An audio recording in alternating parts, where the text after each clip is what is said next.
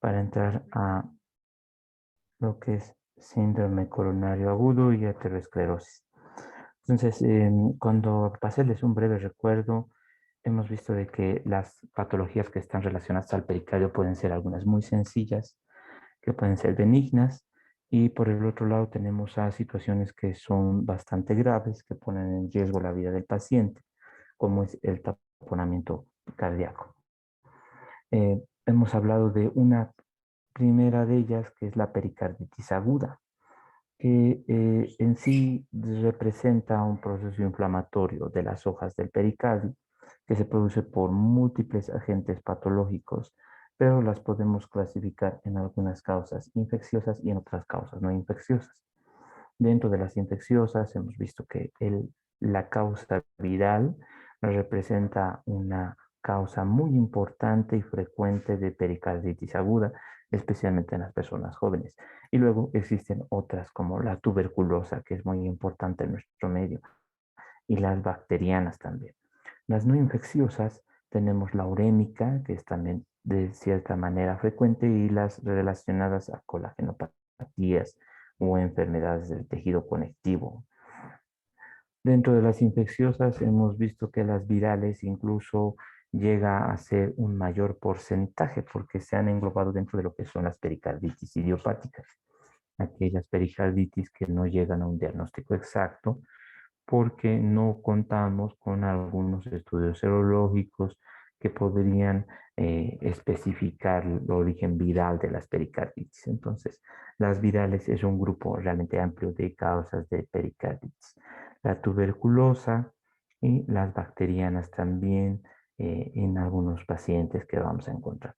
Las no infecciosas, las posinfarto en dos momentos, la temprana y también tenemos una tardía o el síndrome de Dressler que se presenta como una pericarditis también. La urémica, la asociada a enfermedades del tejido conectivo, especialmente el lupus y la artritis reumatoidea, que son patologías reumatológicas autoinmunes que van a desencadenar una policerositis, que es el acúmulo de líquido en varias serosas y dentro de ellas está el pericardio.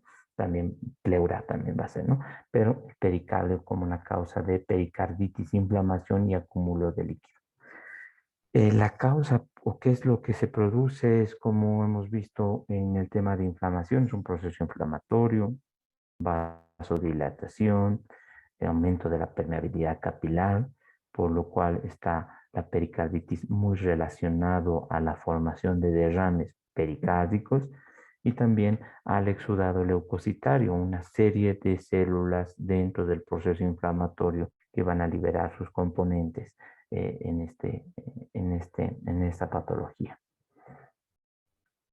Luego, las características clínicas, el dolor torácico es muy importante y al ser un proceso inflamatorio también lo es la fiebre y también es una causa frecuente de disnea en este tipo de pacientes, especialmente durante la inspiración profunda, el dolor va a ser una característica. Eh, Incluso la posición que adoptan para evitar el dolor, que es inclinándose hacia adelante y pudiendo agarrarse las rodillas, va a mejorar el dolor que pueden referir estos pacientes, que es más intenso en la inspiración, porque en la inspiración va a haber un mayor frote y eso va a desencadenar un mayor dolor. Dolor, fiebre, que es la característica de las pericarditis. El electrocardiograma si recuerdan, hemos visto, es muy parecido al síndrome coronario porque produce dolor y en el electrocardiograma las imágenes pueden ser sugestivas de un infarto o un síndrome coronario. La diferencia es de que en la pericarditis son múltiples las derivaciones que se afectan con la elevación del segmento ST, que también ocurre en el síndrome coronario, sí, pero en el síndrome coronario van a ser derivaciones específicas que representan trayectos arteriales específicos. Y además la elevación del ST en la pericarditis es como una silla de montar, mientras que en el síndrome coronario agudo es una elevación más difusa como si fuera una lápida. ¿no? Una rama ascendente y descendente brusca. No va a ser en esta imagen de silla de montar. Varias derivaciones y además la imagen característica de silla de montar. El ecocardiograma nos ayuda porque generalmente evidencia derrames que pueden ser pequeños en la mayoría de los casos y en algunos casos puede ser derrames masivos. El tratamiento, al ser un cuadro viral, generalmente autolimitado, es tratar el dolor, el reposo, utilizar analgésicos, AINES, en algunos casos la colchicina y en pocos casos los corticoides para suprimir el proceso inflamatorio, pero generalmente no llegan a esta posibilidad de corticoides. Eh, Cuando el derrame que lo acompaña es bastante grande, entonces se puede hacer una pericardiocentesis, o cuando se necesita saber la causa o es algo o es una causa o bacteriana que pueda producir un derrame purulento o puede ser una tuberculosis, también se tomará una muestra y se hará un análisis del líquido pericárdico para evaluar el origen del mismo. Y que veamos qué da. El derrame pericárdico. Entonces, la pericarditis es el proceso inflamatorio que está asociado a la formación de derrame en mayor o en menor porcentaje, en cantidad. Ahora veremos el derrame pericárdico. Normalmente el pericardio tiene una cantidad de líquido que está entre 15 y 50 ml, 20 ml aproximadamente, que mantiene el pericardio separado, ambas capas, hojas del pericardio y mantiene un movimiento normal del corazón sin ningún obstáculo o dificultad. ¿Por qué se produce el derrame pericárdico? Fisiopatológicamente, porque acumulamos líquido en el pericardio. En el caso de la pericarditis, será por un aumento de la permeabilidad, porque hemos visto que al ser un proceso inflamatorio libera una serie de sustancias que producen un aumento de la permeabilidad capilar y eso va a ocasionar que pueda ingresar con mayor facilidad líquido al espacio pericárdico, se acumule en mayor o en menor cantidad. Una causa fisiopatológica del derrame pericárdico es el aumento de la permeabilidad. Esta sí es la causa del derrame pericárdico en las pericarditis. Otras causas de derrame pericárdico, aparte del incremento de la permeabilidad de la pericarditis, vamos a tener otra como es el incremento de la presión hidrostática. Les había dicho que si ustedes recuerdan el tema de edema, estos mecanismos fisiopatológicos son muy similares. El incremento de la presión hidrostática va a ser una causa de derrame pericárdico en la insuficiencia cardíaca. Sabemos que en la insuficiencia cardíaca hay una sobrecarga de volúmenes. Es un paciente sobrecargado por sus mecanismos de compensación, por su simpático, por su renina-angiotensina-aldosterona, por su hormona antidiurética. En el caso, este paciente va a estar sobrecargado, va a estar hipervolémico. ¿Qué significa que esté sobrecargado hipervolémico a nivel intravascular? Es que tenga una presión hidrostática aumentada. Hay más volumen, hay más líquido, entonces hay una presión hidrostática mayor. Este paciente con insuficiencia cardíaca va a ser derrame pleural, va a ser derrame pericárdico y eso va a ser por el incremento de la presión hidrostática. Otra causa fisiopatológica del derrame pericárdico es la disminución de la presión oncótica. Saben muy bien que las proteínas mantienen el líquido dentro del intravascular. Actúan como pequeñas esponjas que se adhieren al líquido. Por alguna circunstancia en la cual la cantidad de proteínas disminuya, como puede ser patologías renales o hepáticas, como la cirrosis o el síndrome nefrótico, hay menos albúmina, menos proteínas, hay menos presión oncótica, hay menos fuerzas que detienen el agua dentro de los vasos, por lo que el líquido puede pasar hacia afuera de los vasos y en este caso formar un derrame pericárdico. Y otro mecanismo fisiopatológico, la obstrucción linfática, porque los vasos linfáticos son los que evacúan el exceso de líquido de estas cavidades, como lo hacían en el intersticio, en el edema. Cuando hay una obstrucción linfática por una neoplasia, por una tuberculosis, entonces no va a haber un drenaje del líquido que pueda acumularse en exceso. Si no hay un buen drenaje, hay obstrucción linfática, este paciente va a hacer derrame pericárdico. Entonces, esos serían los mecanismos fisiopatológicos. El aumento de la permeabilidad en procesos inflamatorios, el aumento de la presión hidrostática en situaciones de sobrecarga de volumen, la disminución de la presión oncótica en situaciones que pierden proteínas y la obstrucción linfática en neoplasias principalmente. ¿Qué es lo que va a ocurrir? Eh, el pericardio resulta más bien una estructura rígida. El aumento de volumen dentro del pericardio no va a ser lineal al aumento de presión. ¿Qué es lo que esto significa? Y lo vamos a resumir en la siguiente diapositiva. Que existen tres factores que van a determinar que un derrame pericárdico sea silente, asintomático, o que sea sintomático y que pueda producir un taponamiento cardíaco. Entonces, ¿cuáles son estas circunstancias que pueden ocasionar que un derrame pericárdico pase desapercibido o pueda producir un mayor daño? Una de ellas es el volumen de líquido. A más volumen va a haber más presión. A más presión va a haber una mayor compresión de las cavidades cardíacas y mayor posibilidad de taponamiento cardíaco. Entonces, a mayor volumen va a haber más posibilidad de desencadenar compresión cardíaca. La velocidad con la que se acumula el líquido. Si existe un trauma vascular, un trauma de tórax, una lesión coronaria o de alguna de sus ramas y se produce un hemopericardio, esa va a ser una velocidad rápida de acúmulo de líquido y la presión del pericardio va a subir de manera rápida también, más rápida, brusca, y va a superar el aumento del volumen. Cuando la velocidad supera al volumen, va a producir también síntomas, como lo es en ese ejemplo de la hemorragia pericárdica. Va a ser volúmenes pequeños, pero con gran deterioro clínico, porque ha habido una velocidad rápida en la cual se ha acumulado líquido.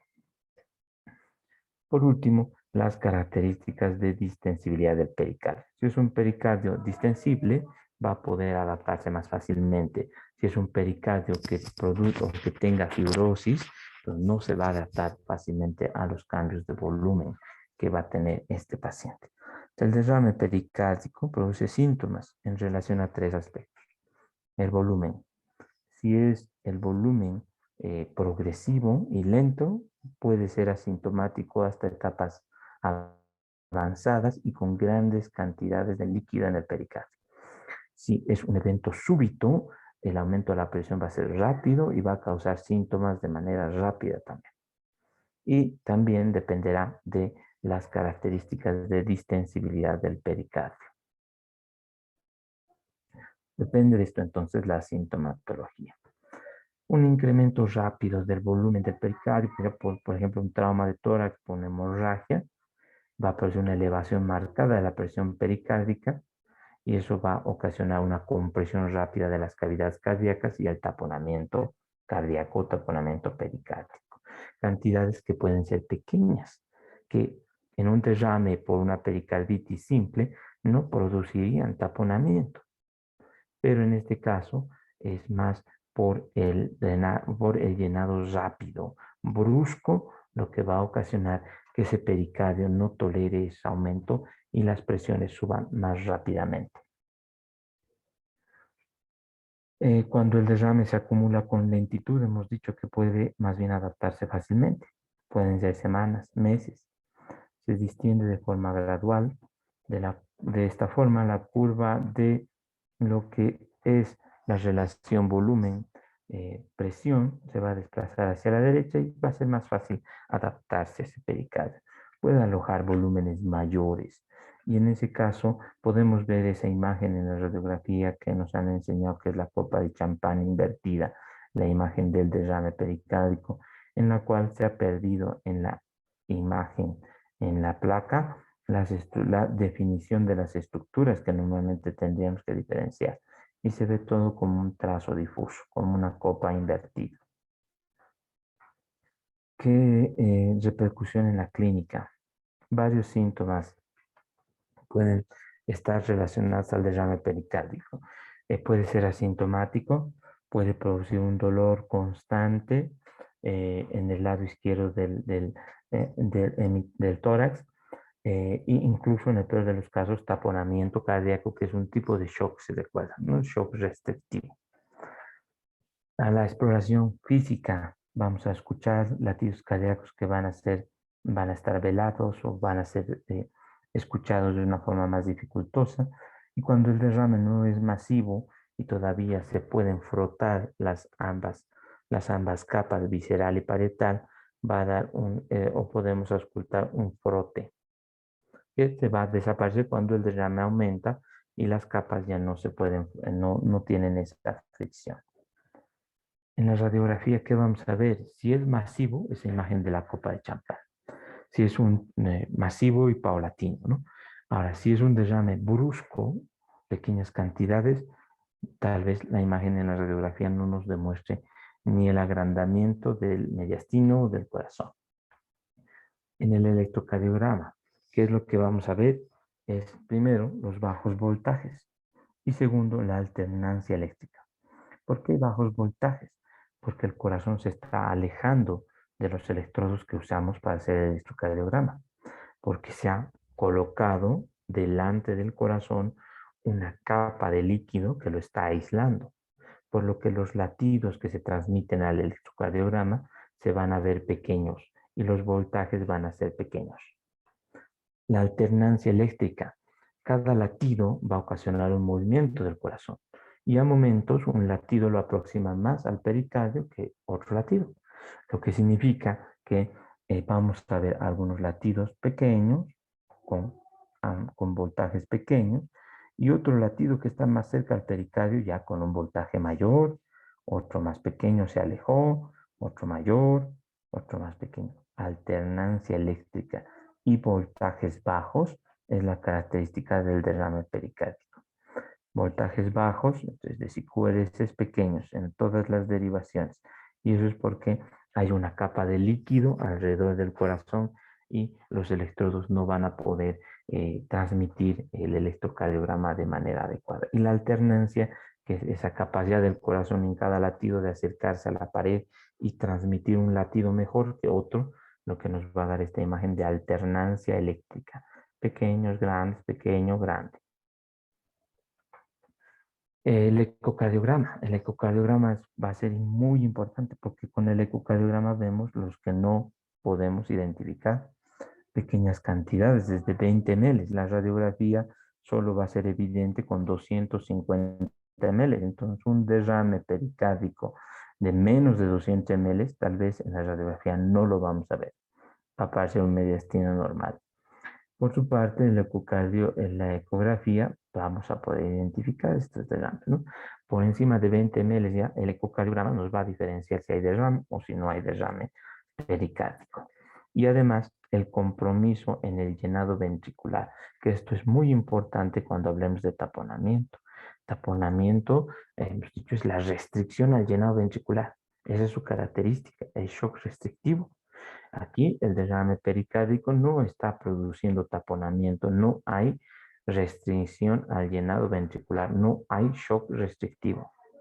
Entonces, cuando hagamos ecocardiograma en taponamiento, no solamente veremos cantidades, sino que veremos también de qué forma se ha hecho una compresión o se ha comprometido el llenado ventricular. El tratamiento de los derrames. En la mayoría de los casos es resolver la causa. Si es una pericarditis viral, será simplemente expectante a que pase el tiempo, siga con AINES y en algunos casos corticoides. La pericardiocentesis solo en casos que sean muy necesarios. Derrames grandes como el taponamiento que vamos a ver, sí necesita sacar líquido, pero en el caso de un derrame pericárdico que no es masivo y que puede ser expectante, solo se hará una pericardiocentesis con fines diagnósticas. Por ejemplo, cuando hay derrame puede ser tuberculosis, o no sabemos cuál es su origen, puede ser tal vez pus o una bacteria. Pero en algunos casos, cuando es viral, es pequeño, la mayoría de las veces no se realiza la evaluación del líquido pleural. Y ahora veremos lo que es el taponamiento pericárdico. Pericarditis, inflamación. Derrame pericárdico, aumento de líquido en el pericardio, que se produce fisiopatológicamente por aumento de la permeabilidad, aumento de la presión hidrostática, disminución de la presión oncótica o obstrucción linfática.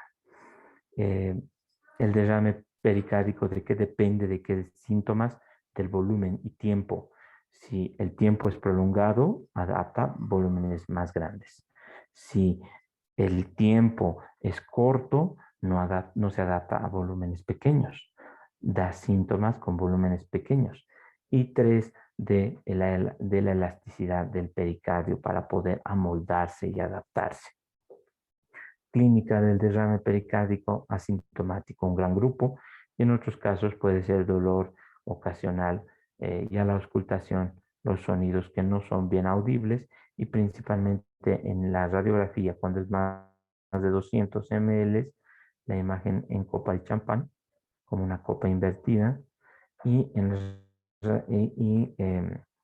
el caso de que tengamos que hacer un electrocardiograma, veremos voltajes bajos y alternancia eléctrica, y el electrocardiograma desde 20 ml ya puede evaluar el derrame, y más que todo de ver líquido, lo que nos va a servir el ecocardiograma es para ver si esas cavidades están restringiéndose a su llenado, lo que significaría que ese paciente va a hacer un taponamiento. El taponamiento, entonces el taponamiento es el extremo opuesto de todas las patologías del pericardio. Es un riesgo de vida y se produce un aumento del líquido pericárdico que se va a acumular y va a producir un aumento de la presión. En el caso cuando hemos dicho derrames pequeños, rápidos, presiones rápidas, taponamiento rápido. Volúmenes lentos, progresivos, volúmenes grandes, presiones altas, pero al final, con volúmenes marcados en el corazón. ¿Qué va a ocasionar ese aumento de presiones? Va a comprimir las cavidades cardíacas y va a limitar el llenado cardíaco, va a restringir. Y al restringir el llenado cardíaco, va a disminuir el volumen diastólico, no llega mucha sangre. Si no hay buen volumen diastólico, disminuye el volumen latido. Si no hay buen volumen latido, disminuye el gasto cardíaco y la presión arterial. Sabemos que es un tipo de shock restrictivo, taponamiento pericárdico. ¿Cuál va a ser la etiología? La pericarditis aguda es la causa también más frecuente. Las virales ocasionalmente van a producir estos derrames grandes que lleguen a taponamiento.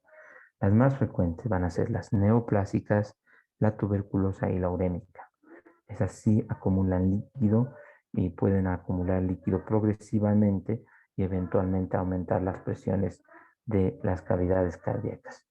La hemorragia aguda es otra causa aparte. Esa va a ser un trauma, una lesión vascular, volúmenes pequeños, grandes presiones, taponamiento rápido. Traumatismos penetrantes, contusos que produzcan el taponamiento pericárdico. Vamos a quedar aquí para hablar la próxima clase de qué forma estas presiones alteran la presión diastólica, comprimen las cavidades y repasar lo que hemos visto en lo que es el shock restrictivo. ¿Sí? Gracias a todos ustedes por participar y nos vemos el próximo día jueves. Adiós. Hasta luego, doctor.